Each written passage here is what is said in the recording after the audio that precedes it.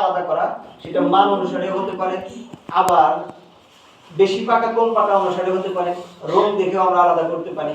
তো এই যে আলাদাকরণের যে বিষয়টা, এটাকে গ্রেডিং বলা হয়।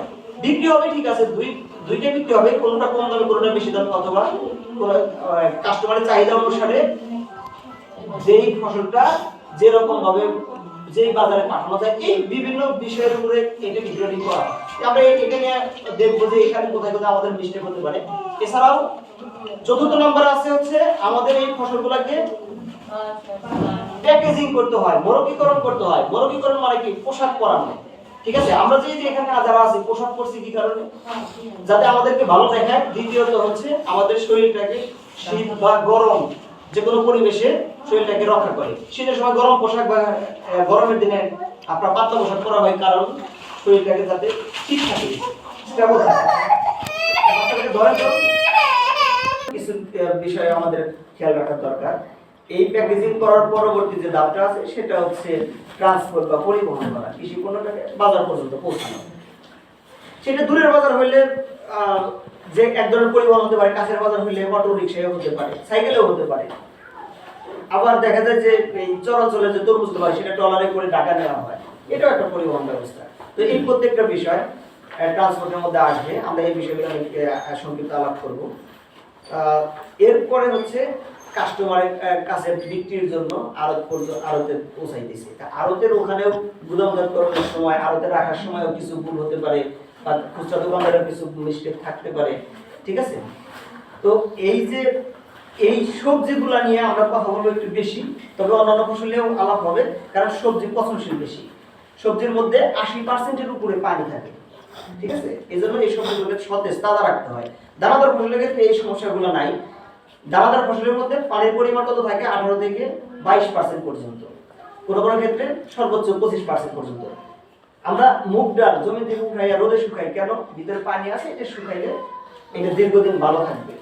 ঠিক আছে, এই পানির পরিমাণটা যখন, ময়েশ্চার লেভেলটা যখন আমরা 8 থেকে 12%-এর মধ্যে নিয়ে আসি ফসল ভেদে, তখন এটা দীর্ঘদিন রাখা যায়। এখন এই বেগুন বা এই বাঁধাকপি, এই ফুলকপি, এগুলো ভালো রাখার জন্য তো রোদ দেওয়ার সুযোগ নাই। এটা টাটকা অবস্থায় বাজার পর্যন্ত পৌঁছাইতে হবে, টাটকা অবস্থায় কাস্টমার পর্যন্ত পৌঁছাইতে হবে। তো এই যে এই প্রত্যেকটা বিষয়টা আমরা একটু সংক্ষিপ্ত আকারে আপনার সাথে আলাপ করবো। আজকে যেহেতু শুক্রবার, আমরা চেষ্টা করবো যত দ্রুত ট্রেনিংকে শেষ করার। তা আমাদের মাঝে যে একজন স্যার উপস্থিত আছেন, স্যার সংক্ষিপ্ত আকারে কিছু কথা বলবেন, এরপরে আমরা বাকি আলোচনা করব। আসসালামু আলাইকুম। আমার পরিচয় দিই। আমার নাম হলো আজমাইন হাবিব। আমি কৃষি বিপণন অধিদপ্তরে সহকারী পরিচালক হিসেবে কর্মরত আছি। তো আপনারা সবাই ভালো আছেন? আমাদের সবার বাসা কি এখানেই? জি না, আমি এর আগে কখনো ভোলা আসিনি। আমার বাসা হলো উত্তরবঙ্গতে, ওই পাশে রংপুরে। এই প্রথম মানে ভোলা আসে। আসার সময় বাসার এই নিচে দারোয়ান জিজ্ঞেস করতেছে যে স্যার কই যান? ভাই বলে, ভাই কই যান? তো আমি তো ভোলা যাচ্ছি। ভোলা কই? আমি বললাম চরপেশনে যাবো আর লালমোহনে যাবো। বলে আমার বাড়ি তো লালমোহনে। মানে দেখা যায় কি ভোলার মানুষজনের ম্যাক্সিমাম মানুষ যাকে জিজ্ঞেস করি বলে চরপেশন না লালমোহন।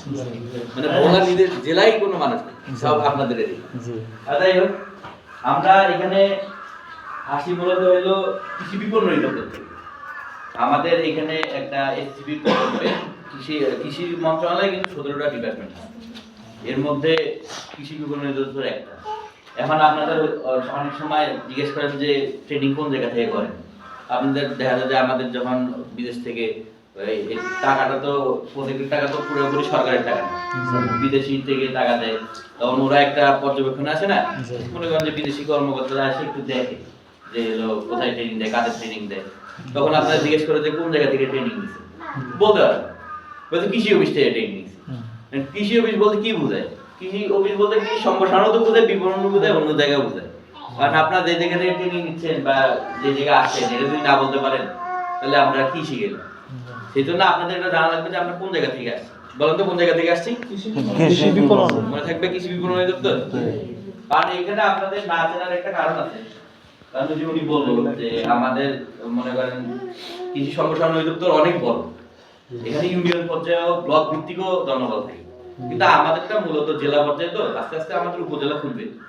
এই জন্য আমাদের আপনাদের সাথে হয়তো মেলামেশা কম হয়ে যায়, যে আজকে আসলাম আবার পরে আসবো, এরকম ধীরে ধীরে আস্তে আস্তে বাড়বে। কিন্তু ওই আপনার ব্লক সুপারভাইজার যে থাকে বা ওই এসিও থাকে, ওদেরকে আপনি সবাই চিনেন না? তো ওরা আপনাদের কাছে আসে হলো মূলত এই উৎপাদনের ব্যাপারে,